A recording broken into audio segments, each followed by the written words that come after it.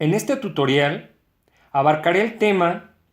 de los antecedentes históricos de los sindicatos en México. Tienen su origen en las primeras décadas del siglo XX, cuando la lucha revolucionaria estableció finalmente en la Constitución el derecho de la libertad de asociación. Asimismo, tiene por objetivo el fin primordial del sindicalismo mexicano, es decir, el defender los derechos laborales de sus agremiados en función de los cambios políticos, sociales y económicos.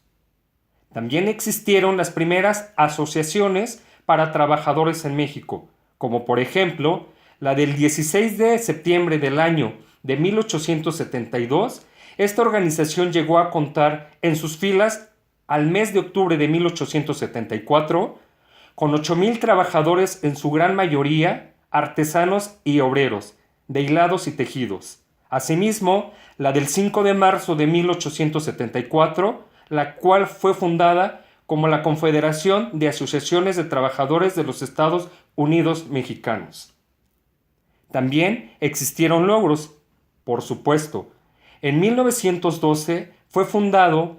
el Departamento del Trabajo y esta establece la Casa del Obrero Mundial, que en 1913 se conmemora por primera vez en México el 1 de mayo, exigiendo la jornada laboral de 8 horas y el descanso dominical. Reglamentación del artículo 123 de la Constitución de los Estados Unidos Mexicanos. Gracias. En este tutorial abarcaré los antecedentes históricos de los sindicatos en México. En resumen, después de la concluida lucha armada y tras una serie de conflictos entre los sindicatos de la época, se fundó el 12 de mayo de 1918 la primera Confederación de los Trabajadores con carácter nacional, la Confederación Regional Obrera Mexicana, por sus siglas, CROM. Como la Casa del Obrero Mundial había perdido importancia y los conflictos generados entre los distintos grupos sindicales se intensificaban cada vez más, se generó la inquietud porque se fundara una organización sindical que representara al mayor número de sindicatos del país. Los primeros intentos al respecto se dieron en los congresos realizados en las ciudades de Veracruz y Tampico, en donde se discutieron las principales estrategias de lucha que la futura central había de tener. Finalmente, en marzo de 1918, en un congreso realizado en la ciudad de Saltillo, la estrategia de lucha que impuso la bandera de la CROM, la cual se simplificaba en la idea del sindicalismo reglamentado y eficaz, en lugar de la idea de acción directa, este sindicato estuvo marcado por la idea de una acción política como complemento de la lucha sindical. La acción política de la nueva confederación, que quedó sintetizada en la forma del Partido Laboral Mexicano, por sus siglas PLM, en el cual celebró su primera convención en febrero de 1920, estructurado principalmente por los sindicatos pertenecientes a la CROM y por otros sindicatos simpatizantes de la política del presidente Obregón. Tomando en cuenta que tiene sus orígenes en las primeras décadas del siglo XX, cuando la lucha revolucionaria estableció finalmente en la Constitución el derecho de la libertad de asociación, desde entonces y con el apoyo de los gobiernos federales, el sindicalismo en México conformó lentamente grupos representativos de diferentes gremios en el país.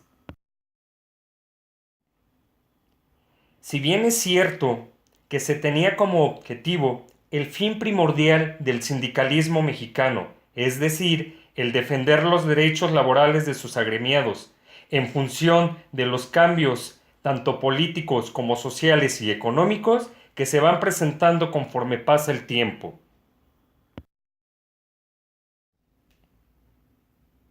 Asimismo, dentro de esta gran estructura, ya se encontraban las primeras asociaciones para trabajadores en México, como por ejemplo la del 16 de septiembre del año de 1872. Esta organización llegó a contar en sus filas al mes de octubre de 1874 con más de 8,000 trabajadores, en su gran mayoría de carácter artesanos y obreros, de hilados y tejidos, como también el 5 de marzo de 1874 fue fundada la Confederación de Asociación de Trabajadores de los Estados Unidos Mexicanos, la cual fortaleció la unidad de los trabajadores, constituyéndose en el año de 1890, en la cual fue llamada la Orden Suprema de Empleados Ferrocarrileros Mexicanos, la Unión de Mecánicos Mexicanos, la Sociedad de Hermanos Calderos Mexicanos y la Liga Mexicana de Empleados del Ferrocarril y otras tantas organizaciones. Por todo lo antes mencionado en este tutorial, dentro de esta estructura hubo logros,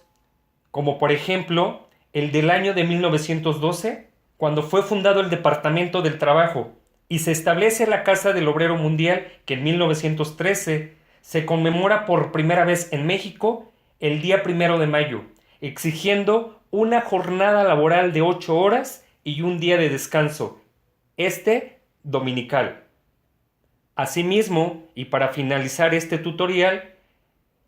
existe la reglamentación del artículo 123 de la Constitución de los Estados Unidos Mexicanos.